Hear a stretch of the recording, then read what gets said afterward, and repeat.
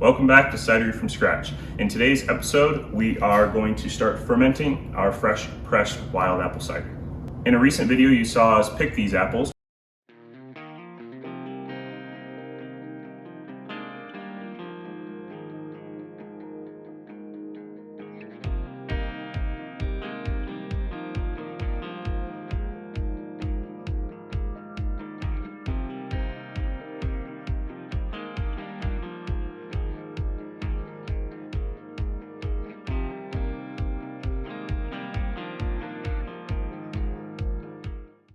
Then you saw us press those apples last week.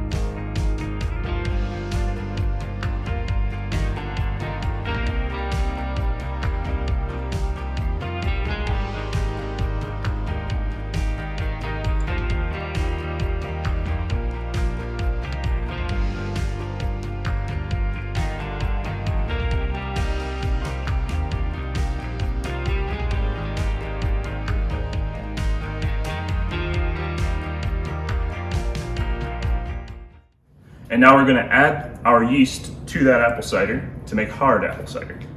Today's yeast, we're using Lalvin EC1118, and we've got Go Firm to go with it as well. Before we do that, we're going to take a specific gravity reading of this mixture so we know how much alcohol is created once fermentation is complete. We're using a refractometer today because we broke our last two hydrometers. We prefer hydrometers because we feel like they give us a better, more accurate reading. However, if there's no alcohol, this ideally should work. So let's do it.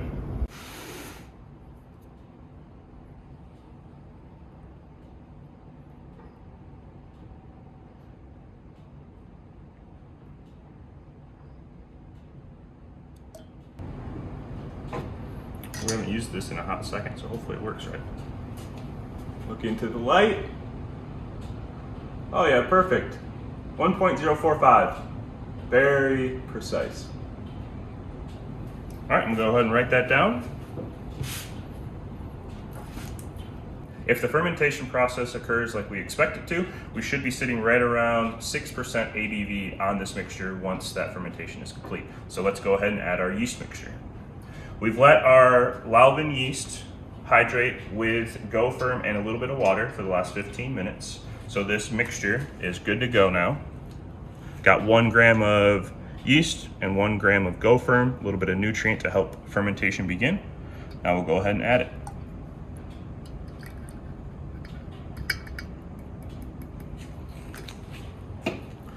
Now that that's done, we'll take our sanitized airlock, throw it on top. And really, this cider is good to go. We'll let it sit for probably 2 to 4 weeks. We haven't really done fresh pressed juice, so we're not sure exactly how long the fermentation is going to take, but we'll check back in once it's complete. Okay, it's been 5 weeks since we last pitched the yeast on this cider. As you can see, the bubbler is no longer moving, so we think that this cider is done. One last thing we want to do before we bottle is take final gravity measurements, so let's do that now.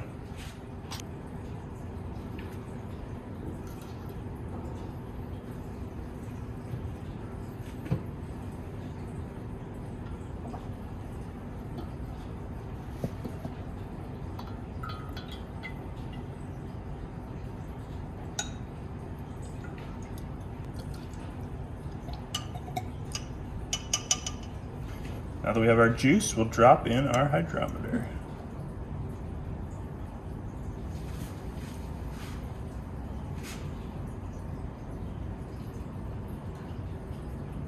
I'd say that's 1002. So 1.002 final gravity leaves us at a 5.6 alcohol percentage for this mixture. Let's give it a quick taste. It smells delicious.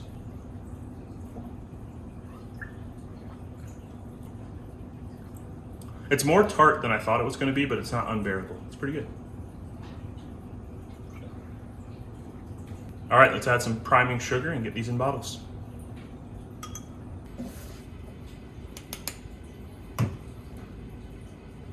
"25 grams.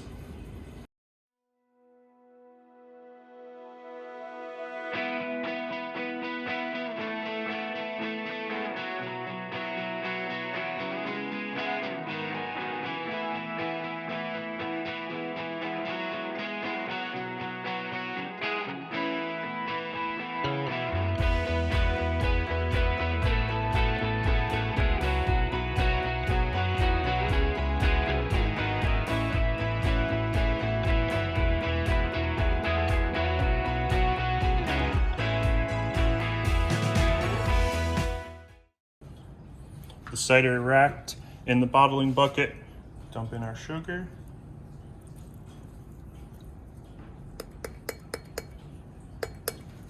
Give it a nice gentle stir.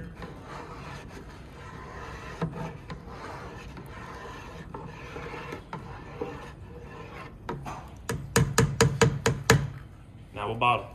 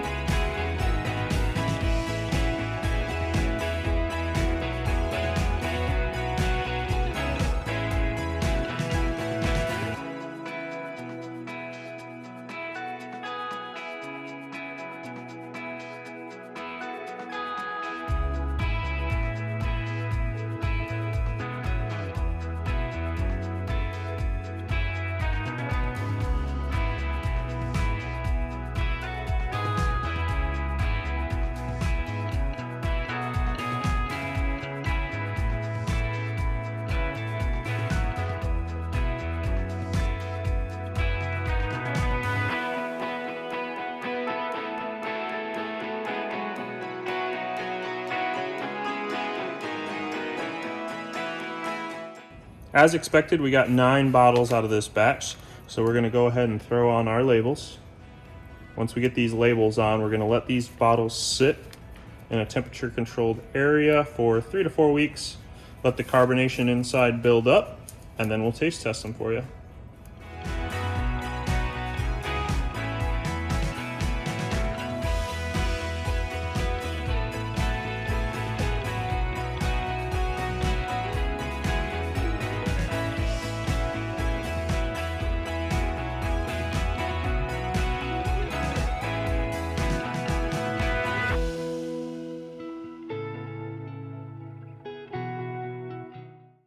Batch 23 has been in the bottles now for 6 weeks, so we should have just the right amount of natural fermentation in the bottle, giving us that sparkling CO2 that we're looking for.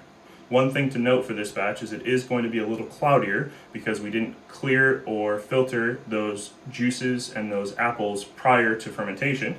But moving forward, to make it clear, we're going to be using a filter system. So stay tuned in future videos for that.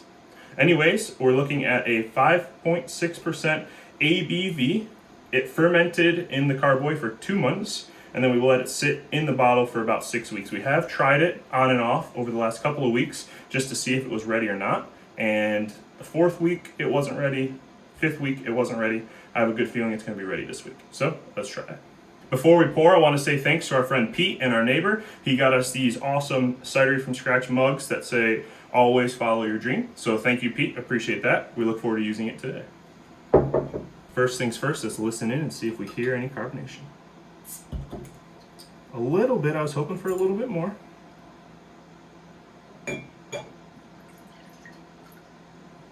Ooh, it's still pretty flat.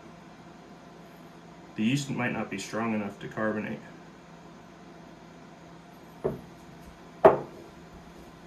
The funny thing is it looks, oh yeah, there's some bubbles in there. Zoom in on that. You almost see more bubbles now. It smells amazing. It smells like apple cider. Looks like apple cider. Not gonna lie, I'm pretty excited for this one. It's not too bad. This is one of our batches that was meant to be dry, so it has no sweetness in it whatsoever. Definitely can taste the lack of it. There's a lot of different flavors in there. It's not too tart, it's not too sour, as we have experienced with the Northern Spy and the Macintosh juice when we ferment it all the way dry. It's definitely something I could drink. I would prefer more carbonation. And I kind of like that it's hazy. It reminds me of like a hazy IPA. It's unique, something different. Smell is really good. Definitely could use a little more carbonation though. Overall, I like it. It's been a while, probably about 15 batches since we made a halfway decent dry cider. Now, if only we knew what apples we picked and what apples were in it. Well, I'm going to finish this cider. Honestly, I really like it. In the meantime, I just want to say thanks for following along, thanks for subscribing, thanks for all your support in this past year, and we look forward to sharing a bunch of new stuff with you in the coming year, all the different things we're doing with cider. In the next couple batches, we're doing some filtration, some force carving, some bottle last straw filling, so that should be pretty exciting. Thanks so much for watching, and remember, always follow your dreams.